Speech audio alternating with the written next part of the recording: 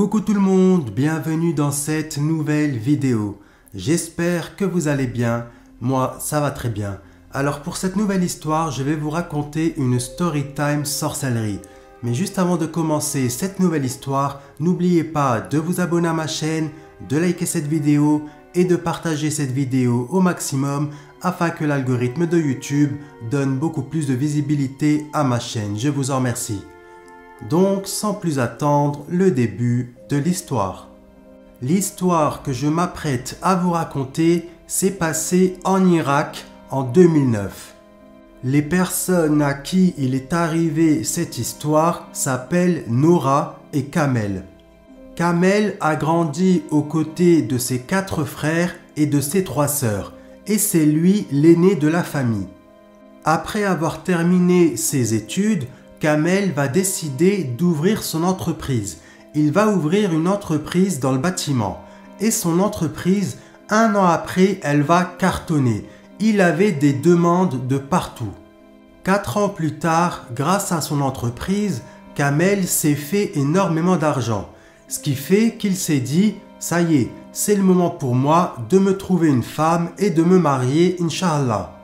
Quelques jours plus tard, il en a parlé à sa mère et il lui a dit « Maman, s'il te plaît, trouve-moi une femme, je te fais confiance, tu connais mes goûts, donc s'il te plaît, trouve-moi la femme de ma vie. » Sa mère elle lui a dit « Mon fils, ne t'inquiète pas, Inch'Allah que je trouverai la femme avec qui tu termineras tes jours. » 1 mois et demi plus tard, la mère de Kamel va venir le voir et elle va lui dire « Mon fils, ça y est, j'ai une bonne nouvelle, je t'ai peut-être trouvé la femme de ta vie. » En entendant cela, Kamel il était content. Il lui a demandé comment elle s'appelle, où est-ce qu'elle habite, qu'est-ce qu'elle fait dans la vie, etc., etc.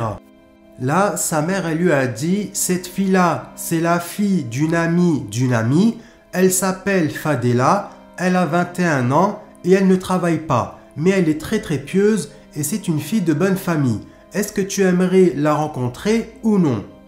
Là, Kamel lui a dit « Il n'y a pas de problème, j'aimerais la rencontrer. » Quelques jours plus tard, les parents de Kamel ont arrangé une première rencontre. Kamel, il était vraiment très pressé de rencontrer cette fille pour la première fois, surtout que sa mère lui avait dit que cette fille-là était très très belle. Et donc, quand cette fille-là est entrée chez lui et qu'il l'a vue pour la première fois, son visage, il a littéralement changé. Pourquoi ? Eh bien tout simplement parce que cette fille-là n'était pas du tout à son goût. Lui, il l'a trouvée clairement moche, on peut dire les mots.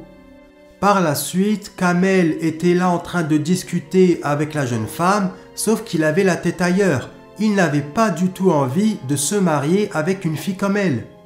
Lui, il voulait épouser une fille très très belle, une fille avec une grande beauté. Et là, malheureusement, ce n'était pas le cas.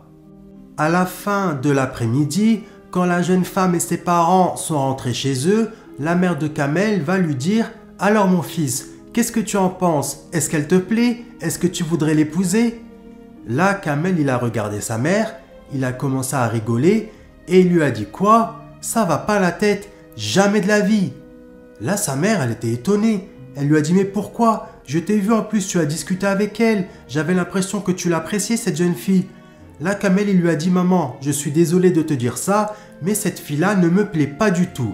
Certes, elle est très gentille, elle est respectueuse, très pieuse, mais sa beauté, c'est pas ce que je recherche. Donc je suis désolé de te dire ça, mais je n'épouserai pas cette fille. » En entendant cela, sa mère, elle lui a dit « Ok mon fils, il n'y a pas de problème. Si tu ne veux pas épouser cette fille, eh ben tu ne l'épouseras pas. Tu en épouseras une autre, Inch'Allah. » Quelques mois plus tard, rebelote. La mère de Kamel est venue voir son fils en lui disant « Mon fils, je t'ai peut-être trouvé une femme que tu aimerais bien épouser. J'ai rencontré cette femme-là il y a quelques jours au marché. Cette femme-là est vraiment très très gentille. C'est une femme qui est très aisée et sa fille est vraiment très très belle. Elle m'a montré la photo de sa fille. Est-ce que tu aimerais que j'organise une rencontre ?»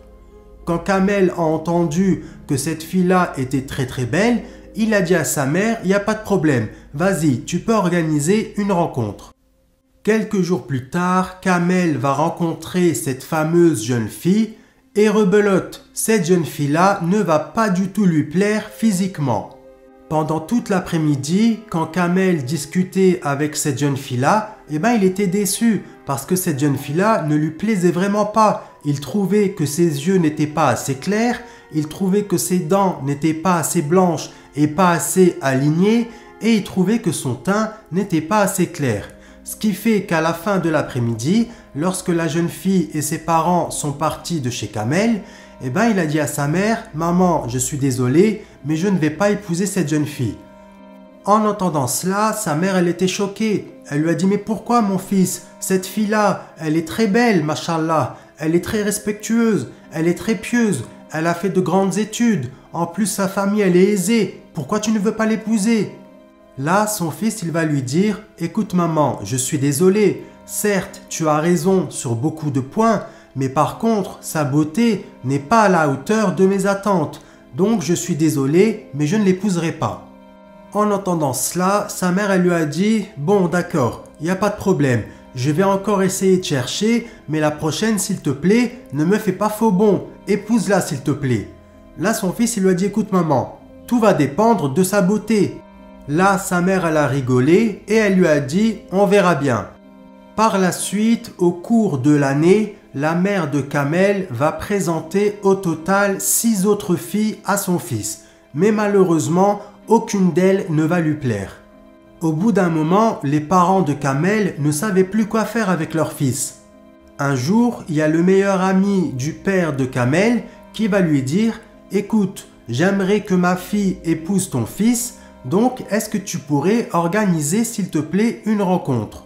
Là, le père de Kamel, il était content. Il s'est dit « La fille de mon meilleur ami, elle est très pieuse, en plus elle est très belle, elle est très gentille, donc pourquoi pas ?» En apprenant cette bonne nouvelle, le père de Kamel a immédiatement été voir son fils pour lui raconter ce que son meilleur ami lui avait dit par téléphone. En apprenant cette nouvelle, Kamel a dit à son père « Papa, je suis désolé. Oui, c'est la vérité, cette fille-là, c'est une fille de bonne famille, elle est respectueuse, elle est pieuse, elle a une très très bonne réputation, mais par contre, son physique ne me plaît vraiment pas. » En entendant ça, le père de Kamel, il a commencé à s'énerver contre lui et lui a dit « Écoute-moi bien mon fils, ta mère et moi, nous t'avons présenté plusieurs filles et tu n'as voulu épouser aucune d'entre elles. Donc écoute-moi bien, la fille de mon meilleur ami, tu vas l'épouser et c'est moi qui décide. » En voyant que son père était vraiment très énervé contre lui, Kamel, vu qu'il avait peur de son père et surtout vu qu'il le respectait énormément, il va lui dire « D'accord papa, il n'y a pas de problème, je vais te faire plaisir et je vais rencontrer cette jeune fille. » Quelques jours plus tard, le père de Kamel a organisé une première rencontre, tout s'est très très bien passé, puis à la fin de l'après-midi, le père de Kamel va lui dire « Alors, qu'est-ce que tu en penses? Le feeling, est-ce qu'il est passé ?» À ce moment-là, Kamel, ne voulant surtout pas froisser son père, va lui répondre en lui disant « Oui, oui, ne t'inquiète pas papa, le feeling, il est très très bien passé. » Quelques semaines plus tard, Kamel était fiancé à cette jeune fille qui s'appelle Nora et par la suite, un mois plus tard, Kamel et Nora se sont officiellement mariés. Pour leur nuit de noces, pour leur première nuit en tant que mari et femme, Kamel n'a pas réussi à toucher sa femme. Pourquoi? Tout simplement parce que physiquement, ce n'était pas du tout son style, ce qui fait qu'il n'arrivait pas à se rapprocher d'elle, il n'arrivait pas à la toucher, à la caresser, ni même à l'embrasser. Ce qui fait que cette nuit-là, il n'y a eu aucun rapport intime. Les jours suivants, pareil. Les mois suivants, pareil. Rien du tout. Au bout d'un moment, Nora va dire à son mari « Mais qu'est-ce qui se passe? Pourquoi tu ne me touches pas? Pourquoi tu ne me caresses pas? Qu'est-ce qui t'arrive ?» En entendant cela, Kamel, qui ne voulait pas froisser sa femme, va lui dire « Je suis vraiment désolé, mais ne t'inquiète pas, le problème ne vient pas de toi, mais il vient de moi. Je ne suis tout simplement pas prêt pour le moment. » En entendant cela, sa femme va lui dire « Il n'y a pas de problème, je comprends tout à fait, je vais être patiente, Inch'Allah. » 6 mois plus tard, toujours pareil. Aucun rapport intime entre Nora et son mari il était de plus en plus distant envers elle. Il ne lui parlait plus. Lorsqu'il mangeait, il ne lui adressait pas la parole. Il était de plus en plus souvent dehors avec ses amis. Il n'était pratiquement plus à la maison aux côtés de sa femme. Au fil des mois, Nora, elle en avait marre. Elle en avait marre que son mari ne veuille pas la toucher. En plus, son rêve à elle était de devenir mère. Donc elle se disait, si mon mari ne veut pas me toucher, comment je vais avoir des enfants ? Et donc, un jour, elle a été chez sa belle-mère, donc chez la mère de Kamel, et elle lui a expliqué toute la situation de A à Z. Quand sa belle-mère, elle a entendu ça, elle était choquée. Elle a commencé à avoir les larmes aux yeux et elle lui a dit « Ma fille, ne t'inquiète pas, je vais parler à mon fils. » Quelques jours plus tard, Kamel est rentré du travail énervé et il a commencé à frapper sa femme. Sa femme, la pauvre, elle était là en train de hurler, en train de pleurer et en train de lui demander « Pourquoi tu es en train de me frapper? Qu'est-ce que je t'ai fait ?»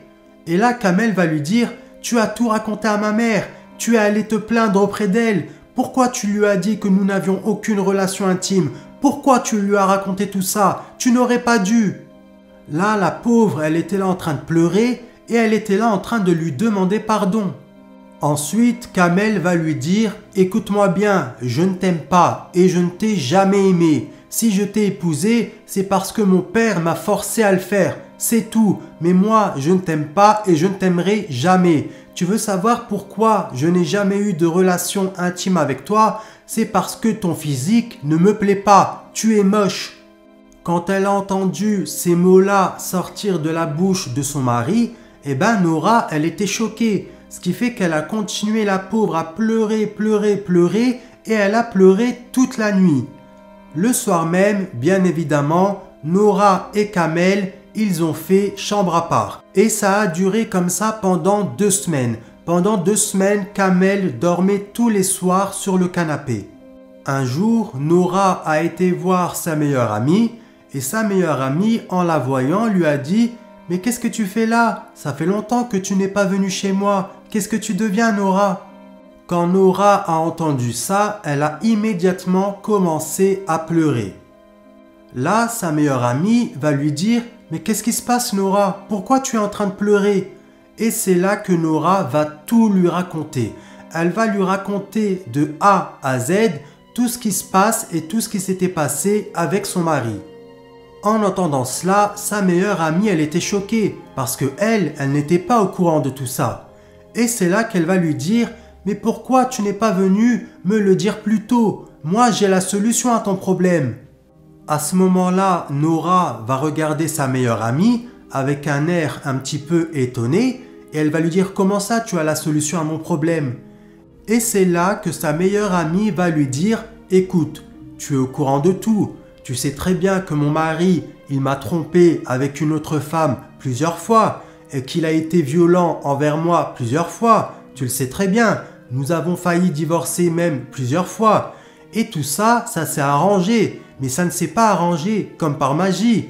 Moi, mon mari, je lui ai fait de la sorcellerie. J'ai été voir un sorcier et ce sorcier-là m'a fait une sorcellerie très puissante qui fait qu'aujourd'hui, mon mari et moi, nous nous entendons très très bien. » Quand Nora a entendu ça, elle était choquée. Elle lui a dit « Mais comment ça tu as fait de la sorcellerie à ton mari? Je n'étais pas au courant. » Et c'est là que sa meilleure amie va lui dire, en rigolant, « C'est tout à fait normal, je n'allais pas le crier non plus sur tous les toits. » Et là, Nora va lui dire « Tu es sûr? Ça marche à 100%? » Là, sa meilleure amie va commencer à rigoler et elle va lui dire « Ça ne marche pas à 100%, ça marche à 2000%. Tu as bien vu le résultat avec mon mari.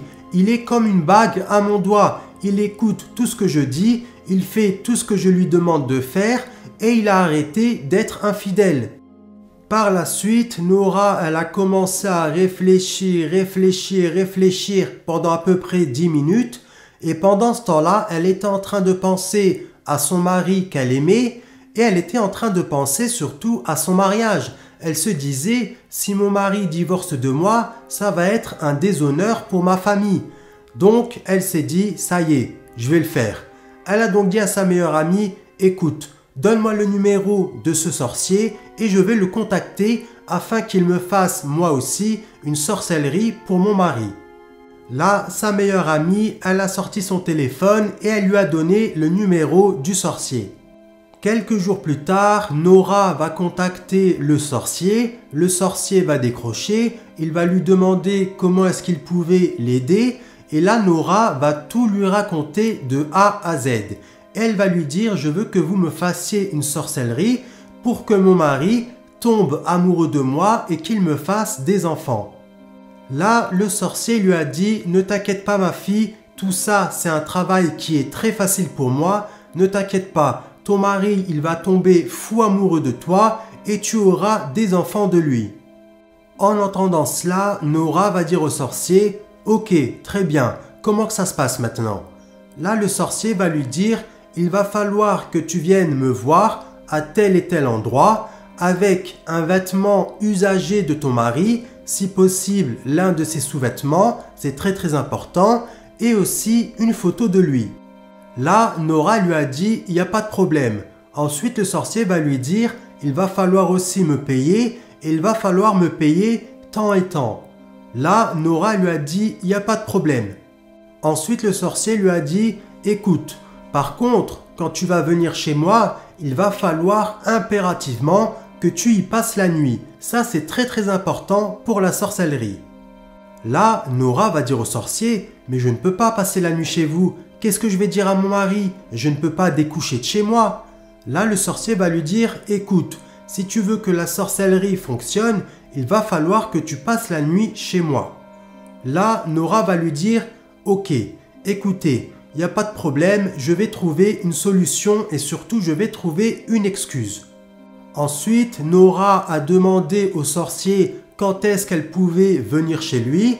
Là, le sorcier lui a dit « Tu peux venir passer la nuit chez moi dans une semaine exactement. » Là, Nora lui a dit « Il n'y a pas de problème, ça va me laisser le temps de chercher une excuse pour mon mari. » Quelques jours plus tard, Nora va dire à son mari « Écoute, ce week-end, il va falloir que j'aille passer la nuit chez ma meilleure amie car son mari, il n'est pas là, il est en déplacement et ma meilleure amie, elle est très malade. Donc, s'il te plaît, est-ce que je peux aller passer la nuit chez elle ?» Là, son mari lui a dit « Il n'y a pas de problème, va passer la nuit chez ta meilleure amie. » Lui, bien évidemment, ça l'a arrangé. Quelques jours plus tard, Nora est allée voir ce fameux sorcier qui habitait à peu près 80 km de chez elle et lorsqu'elle est arrivée chez lui, il attendait déjà devant la porte. Quand le sorcier a vu Nora, il a commencé à sourire, ensuite il l'a saluée, Nora l'a salué en retour, ensuite il lui a dit « Viens, entre à l'intérieur de ma maison, nous allons discuter. » Quand Nora est entrée dans la maison du sorcier, eh ben l'odeur, elle était infecte, ça puait. Il n'y avait aucun meuble, il y avait seulement 2 matelas sur le sol ainsi qu'une petite table. Et l'odeur, elle était vraiment infecte, c'était vraiment une odeur nauséabonde. Par la suite, le sorcier a discuté avec Nora pendant des heures et des heures, puis une fois la nuit tombée, c'est là que la sorcellerie va commencer à être préparée par le sorcier. Nora était assise sur l'un des matelas et le sorcier il était assis juste en face d'elle.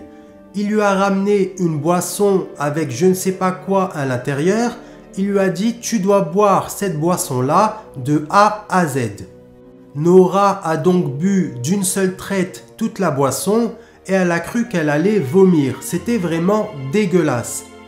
Ensuite, le sorcier lui a demandé de fermer les yeux. Nora a fermé les yeux et il lui a dit « Surtout en aucun cas. Si tu entends quoi que ce soit, tu ne dois en aucun cas ouvrir les yeux. » Là, Nora, elle a commencé à avoir peur et elle lui a dit « D'accord, il n'y a pas de problème. » Ensuite, le sorcier, en voyant que Nora commençait à avoir peur, il l'a rassurée. Il lui a dit « Ne t'inquiète pas ma fille, ça va très bien se passer. Surtout, n'aie pas peur et ferme les yeux. » Par la suite, le sorcier il a commencé à réciter des incantations pendant quelques minutes jusqu'au moment où Nora, elle va commencer à entendre des bruits de pas tout autour d'elle et des voix. Les voix qu'elle entendait tout autour d'elle étaient vraiment flippantes. Et à ce moment-là, elle a immédiatement compris que tout ce qu'elle entendait autour d'elle était en réalité dû à des djinns. A'oudou billah minash shaitanir rajim. C'était des djinns qui étaient là tout autour d'elle. À un moment donné, elle va entendre le sorcier qui était là en train de tenir une discussion avec un djinn. Mais elle n'arrivait pas à comprendre ce qu'ils étaient en train de se dire. Quelques minutes plus tard, elle va entendre des rires, puis des pleurs, et elle va entendre des bruits de pas, mais cette fois-ci, c'est comme s'il y avait quelqu'un qui était en train de marcher avec des sabots. Et ce djinn-là, celui qui était en train de marcher avec des sabots, eh ben, il s'est approché d'elle, et il l'a touchée. Et lorsqu'il l'a touchée, sa tête, elle a commencé à tourner, et là, paf, elle s'est endormie. Le lendemain matin, quand Noura s'est réveillée, elle va ouvrir les yeux et elle va tomber nez à nez avec le sorcier. Le sorcier va la regarder avec un grand sourire et il va lui dire « Alors, tu as passé une bonne nuit, ma fille ?» Là, Leïla, elle va le regarder et elle va lui dire « Oui, alhamdoulilah, j'ai passé une bonne nuit, mais qu'est-ce qui s'est passé exactement? Je me souviens de rien. » Et là, le sorcier va lui dire « Écoute, le plus important, c'est que la sorcellerie est prête. Mais ne t'inquiète pas, tout ce qui s'est passé, tu ne dois pas être au courant, car autrement tu serais trop effrayé. » Ensuite, le sorcier, il a été préparé le petit déjeuner pour Noura. Noura a tout mangé et ensuite ils vont commencer à discuter et par la suite il va lui donner la sorcellerie et il va lui dire « Par contre, ce n'est pas terminé. Là maintenant, la partie la plus importante, c'est toi qui vas devoir la faire. » Là, Noura, elle va lui dire « Comment ça, je vais devoir faire quoi ?»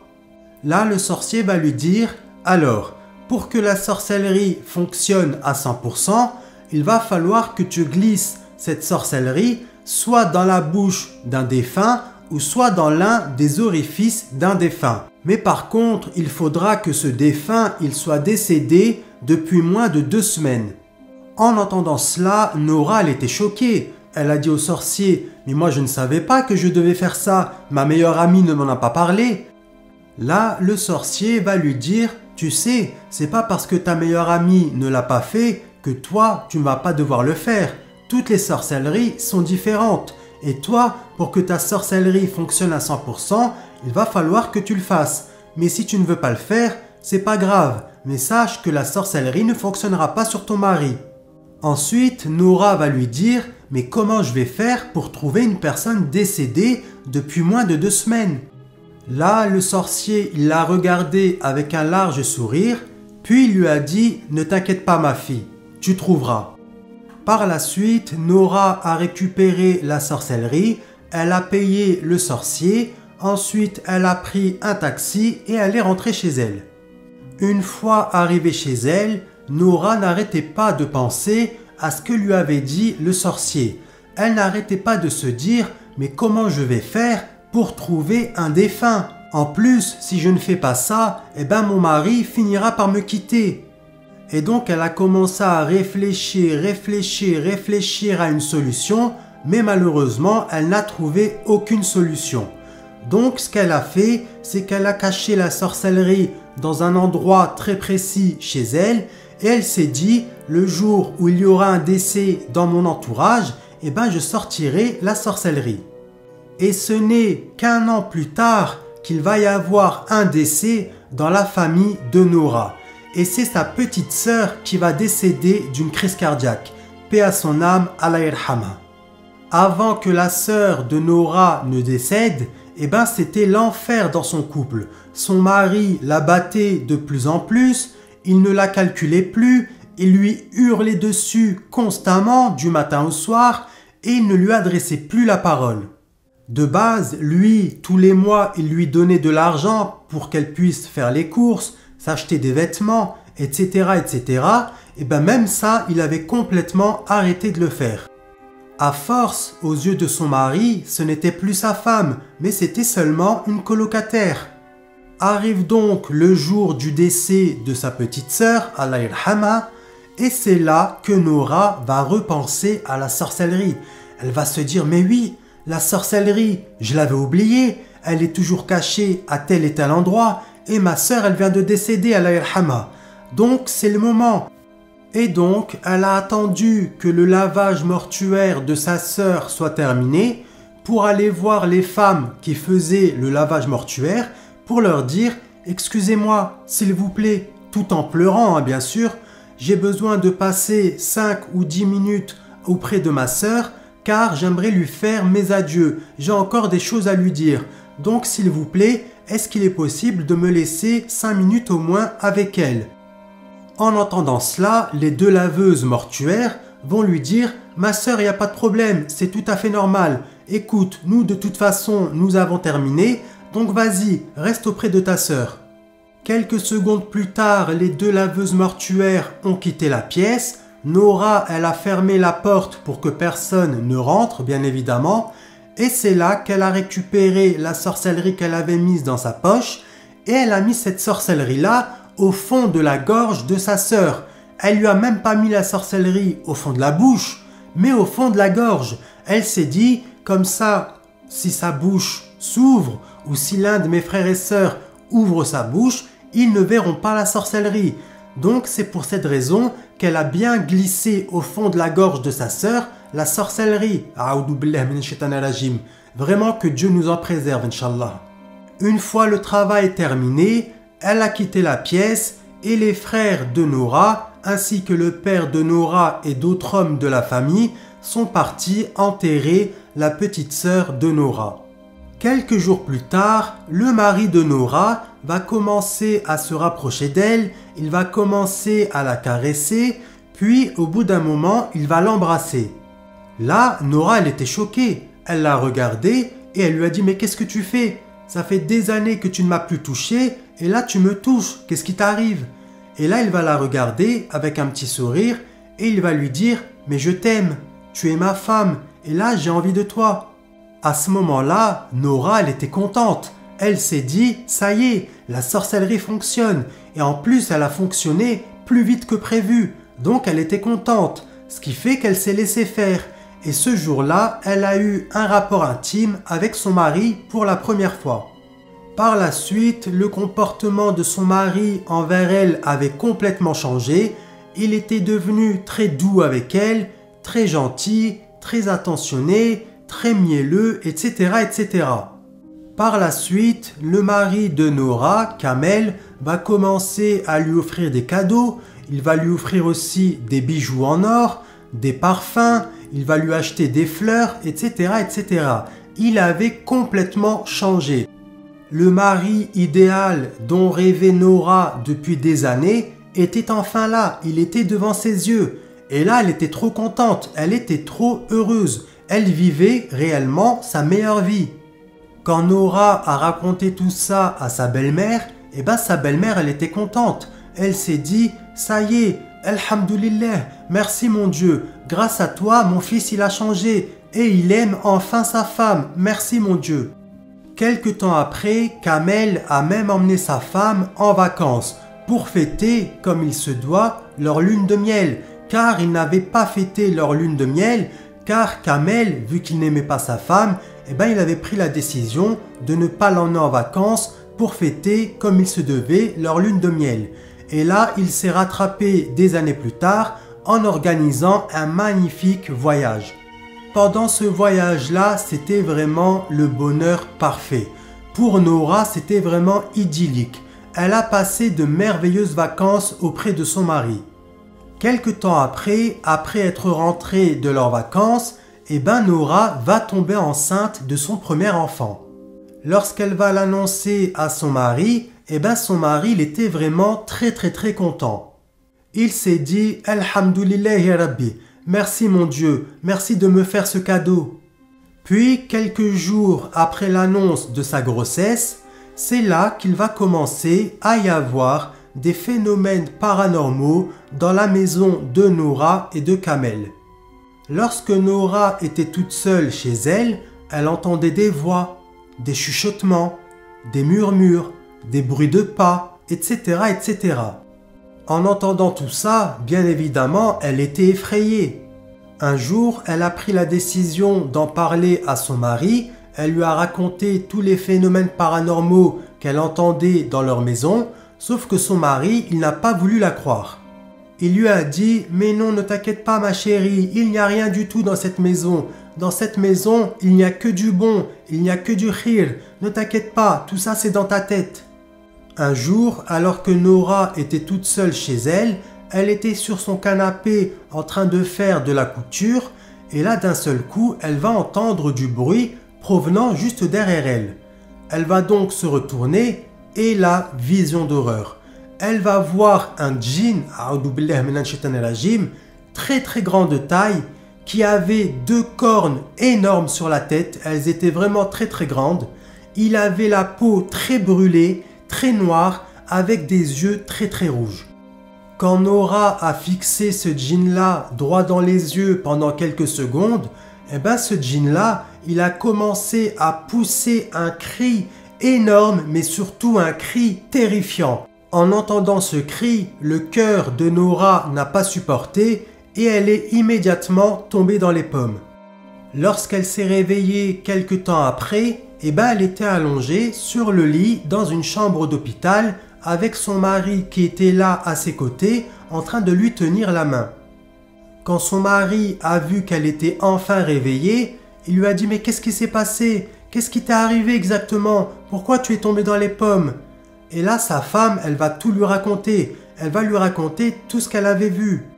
En entendant cela, son mari va lui dire « Mais non, ne t'inquiète pas, tout ça c'est dans ta tête. Il n'y a rien chez nous, ne t'inquiète pas. » Sauf que là, sa femme, elle avait vraiment peur.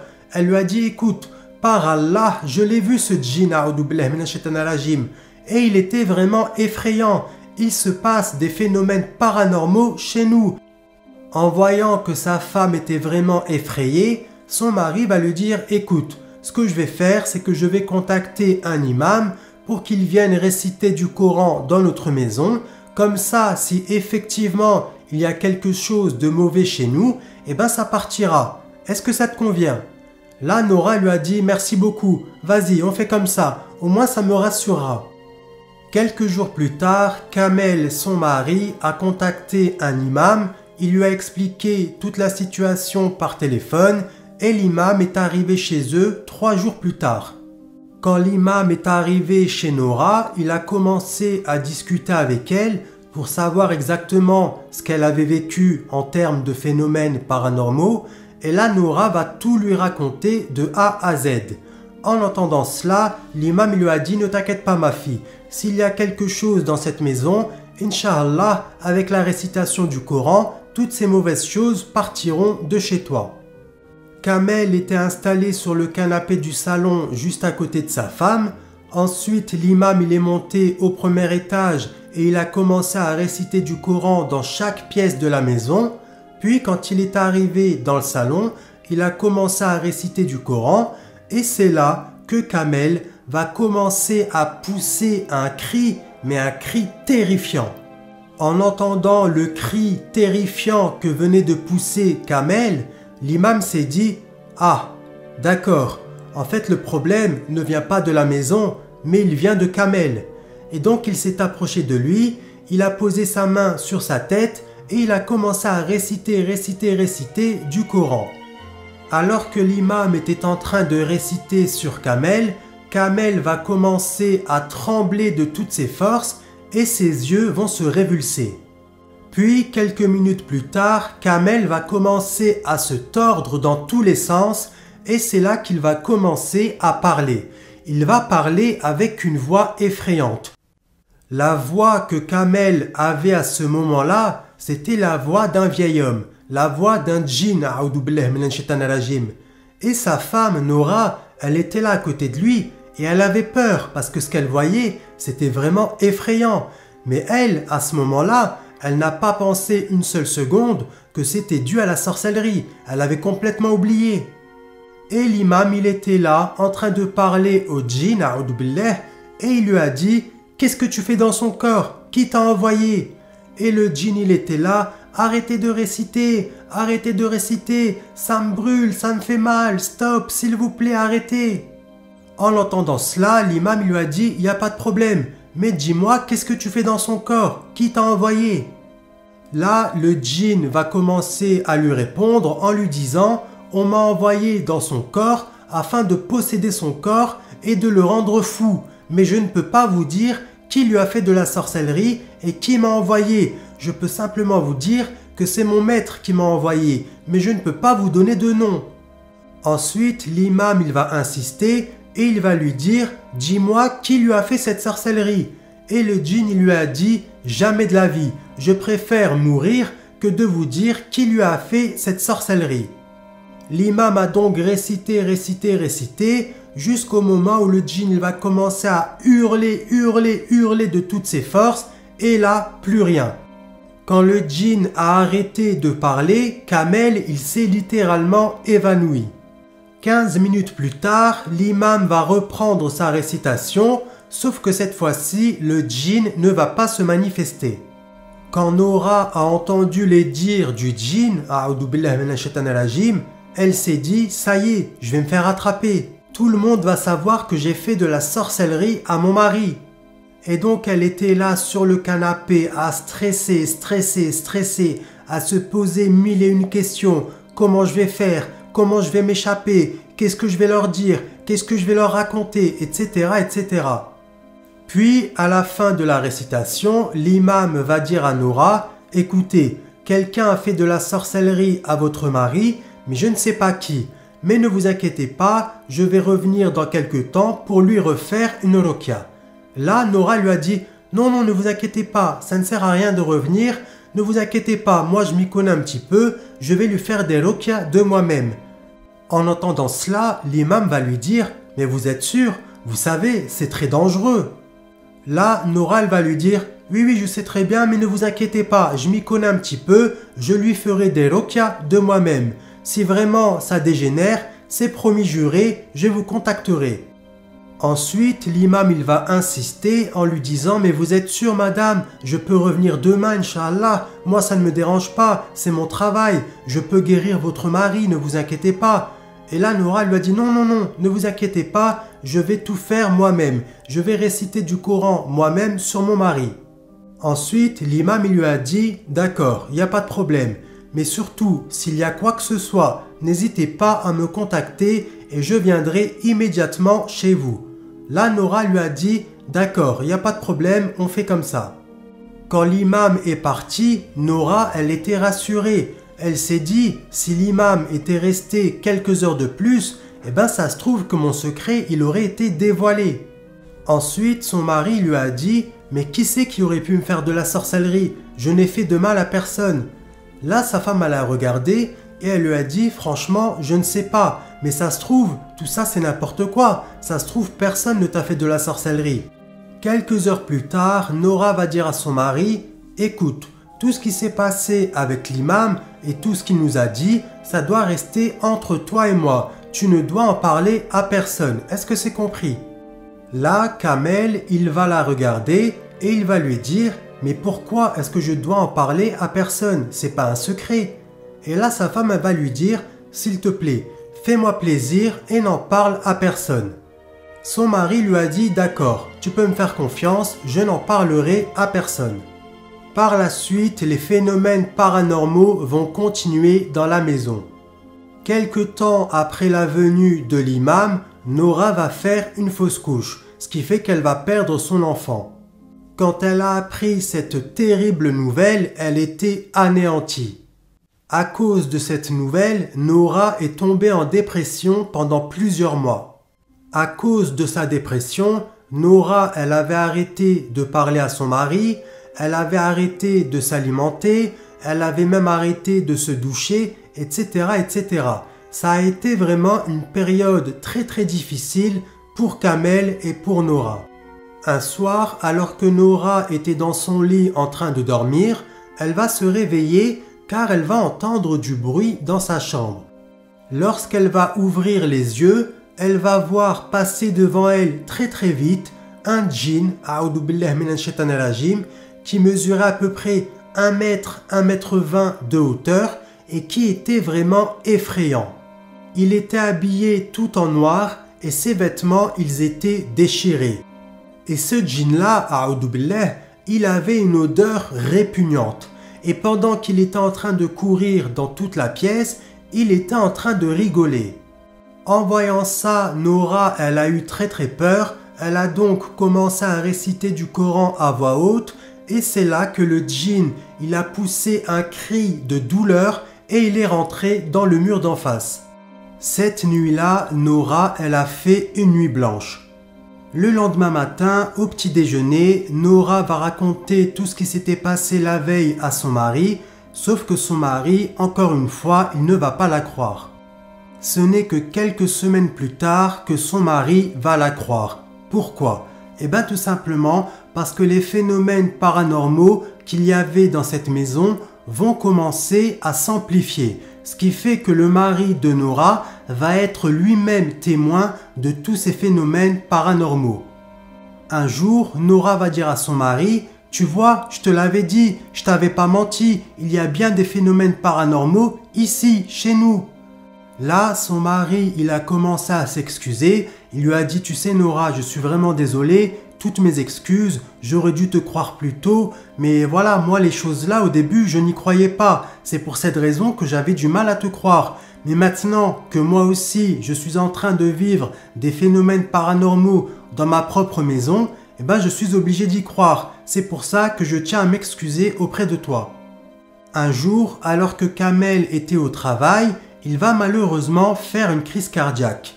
Ses collègues vont donc contacter immédiatement une ambulance. L'ambulance est arrivée quelques minutes plus tard. Ils l'ont emmené immédiatement aux urgences et il a été pris en charge par des médecins. Heureusement pour lui que les médecins l'ont pris en charge assez tôt, ce qui fait que la crise cardiaque qu'il avait eue n'a pas été fatale pour lui à ce moment-là. Alors qu'il était dans sa chambre d'hôpital, ses parents sont venus lui rendre visite et pendant qu'ils étaient en train de discuter, Kamel va dire à sa mère tout ce qui s'était passé avec l'imam, celui qui lui avait dit qu'on lui avait fait de la sorcellerie. En entendant ça, ses parents ils vont être choqués. Sa mère elle va lui dire « Mais mon fils, pourquoi tu ne m'as pas dit ça plus tôt ?» Là, il va lui répondre en lui disant « Eh bien tout simplement, car Nora, ma femme, elle m'a interdit de vous en parler. Elle m'a dit de n'en parler à personne. Voilà pourquoi. » En entendant ça, eh ben sa mère, elle a trouvé ça vraiment bizarre. Elle s'est dit « Pourquoi ma belle-fille a demandé à mon fils de cacher une telle chose à sa famille ?» Par la suite, sa mère, elle lui a dit « Mon fils, ne t'inquiète pas. Dès que tu sors de l'hôpital, Inch'Allah, ton père, il va contacter un imam. Et ne t'inquiète pas, si réellement tu as une sorcellerie, eh ben l'imam t'aidera à guérir. » Là, son fils il lui a dit « D'accord, il n'y a pas de problème, on fait comme ça. » Ensuite, il a remercié sa mère et ses parents sont partis. Quelques jours plus tard, quand Kamel est sorti de l'hôpital, son père il a immédiatement contacté un imam qu'il connaissait très bien.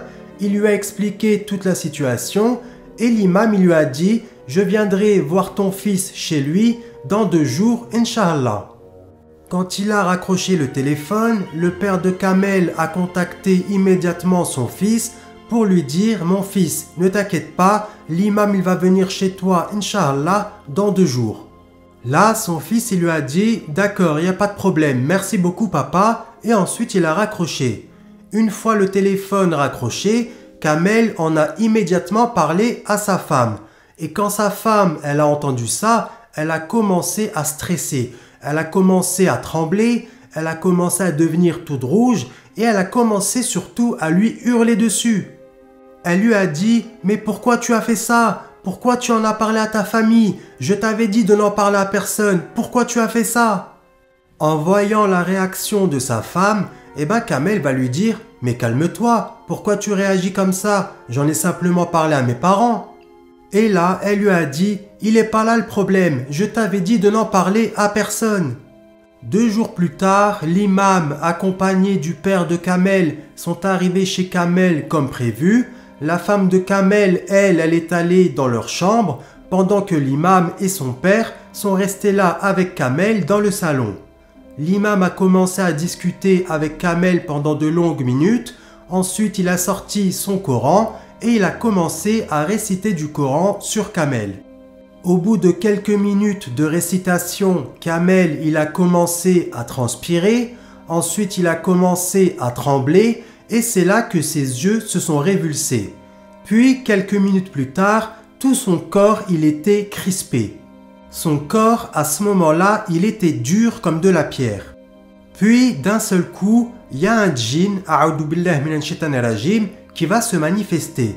Il va commencer à hurler de douleur et il va supplier l'imam d'arrêter sa récitation. L'imam, il va lui dire, il n'y a pas de problème, j'arrête ma récitation, mais tu vas me dire pourquoi tu es dans son corps et qui t'a envoyé. Là, le djinn au début, il va refuser, mais l'imam, il va continuer à réciter jusqu'au moment où ça va encore une fois brûler le djinn. Le djinn, il avait tellement mal qu'il va finir par tout raconter à l'imam. Il va lui dire, c'est un sorcier qui m'a envoyé dans le corps de ce jeune homme.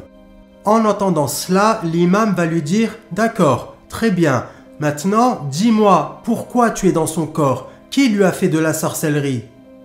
Et là, le djinn, a'oudou billah minash shaitanir rajim, va lui répondre en lui disant, la personne qui lui a fait de la sorcellerie, c'est sa femme.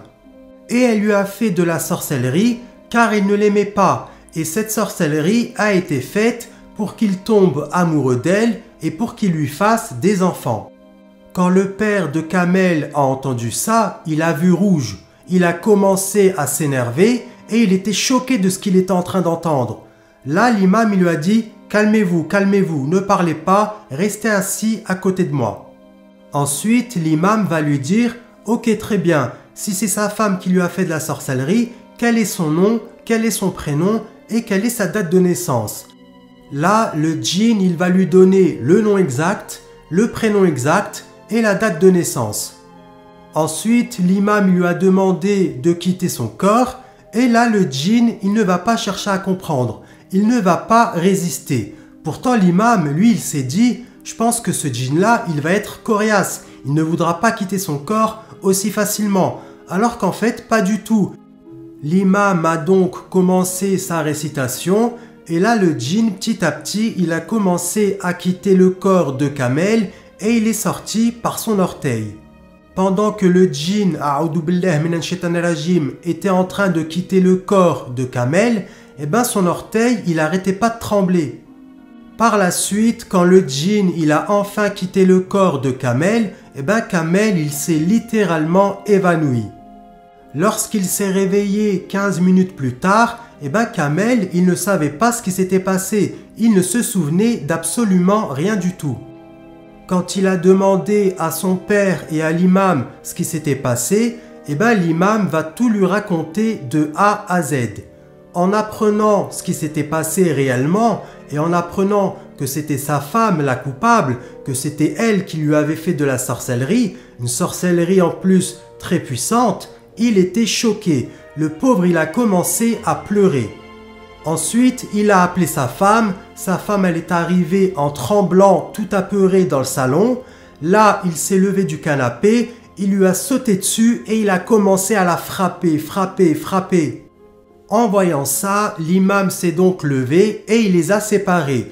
Il a dit à Kamel, « Écoute mon fils, ne la frappe pas, ça ne servira à rien. » Ensuite, le père de Kamel s'est levé, il s'est dirigé vers Nora et il lui a craché dessus.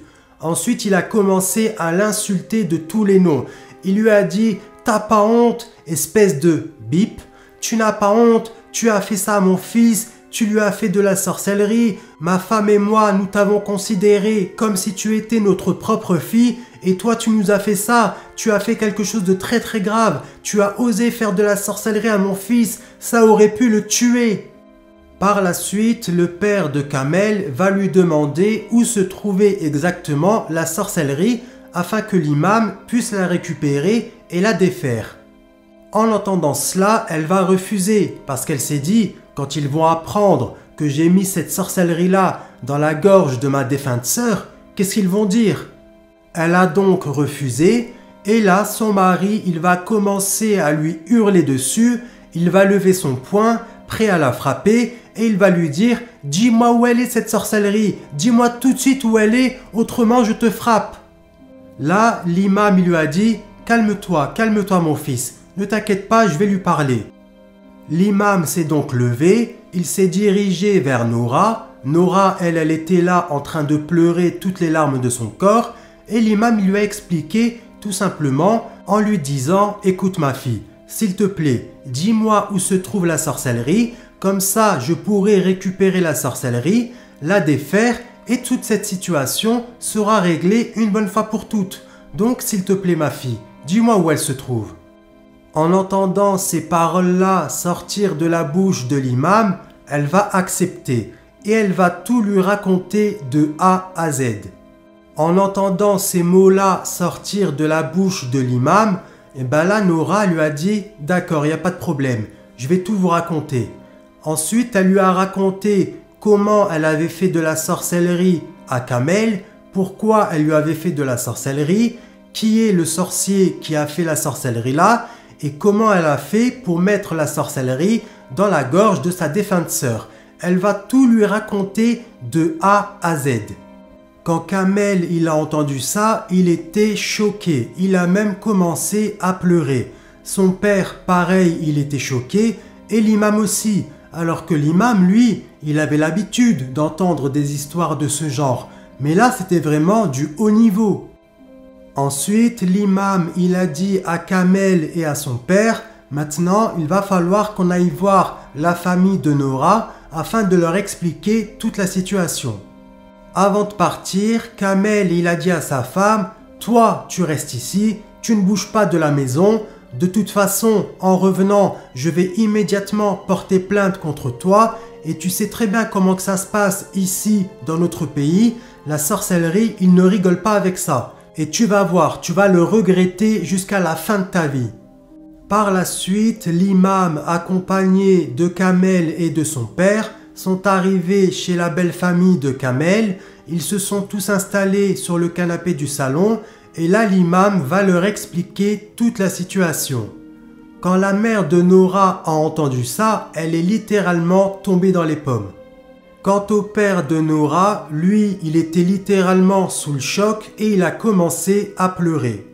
Ensuite, le père de Nora va dire à l'imam, à Kamel et à son père, maintenant, nous n'avons pas le choix, il va falloir déterrer le corps de ma défunte fille. Quelques jours plus tard, l'imam accompagné du père de Nora et de ses frères sont allés au cimetière pour déterrer le corps de la défunte. Il y avait aussi 2 employés du cimetière qui étaient en charge de déterrer le corps de la petite sœur de Nora. Pendant que le corps de la petite sœur de Nora était en train d'être déterré, l'imam il était là en train de réciter du Coran. Quand le corps fut déterré, l'imam a récupéré la sorcellerie qui était placée de base au fond de la gorge de la défunte. Ensuite, il a dit au père de Nora, ne vous inquiétez pas, maintenant cette sorcellerie-là, je vais aller la défaire, Inch'Allah.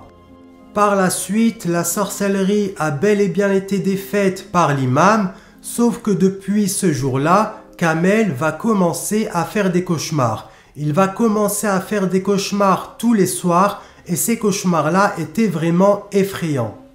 Un jour, Kamel, il a contacté par téléphone sa femme Nora, qui était retournée vivre chez ses parents, pour lui dire « Écoute-moi bien, tu as osé me faire de la sorcellerie très très grave en plus, donc c'est juste pour te prévenir qu'aujourd'hui je compte aller porter plainte contre toi. » Et ensuite, il a raccroché. En entendant cela, Nora, elle a eu tellement peur qu'elle a pris un petit sac, elle a mis 2-3 vêtements à l'intérieur et elle est partie. Elle a complètement disparu. Et depuis ce jour-là, plus personne n'a plus jamais eu aucune nouvelle d'elle. Personne ne sait où elle se trouve actuellement. Après la disparition de sa femme et à cause de tous les cauchemars qu'il faisait chaque nuit, le pauvre Kamel va tomber en dépression. Il va faire une dépression qui était quand même assez grave, ce qui fait qu'un jour, il a pris une corde, il a été derrière chez lui, il a pris une chaise, il est monté sur cette chaise, il a accroché la corde autour d'une branche de l'arbre, puis il a mis la corde autour de son cou et vous connaissez la suite. Paix à son âme, Allah yarhamou. Il en pouvait tellement plus à cause de sa dépression, plus tous les cauchemars effrayants qu'il faisait chaque nuit, qu'il a préféré se ôter la vie.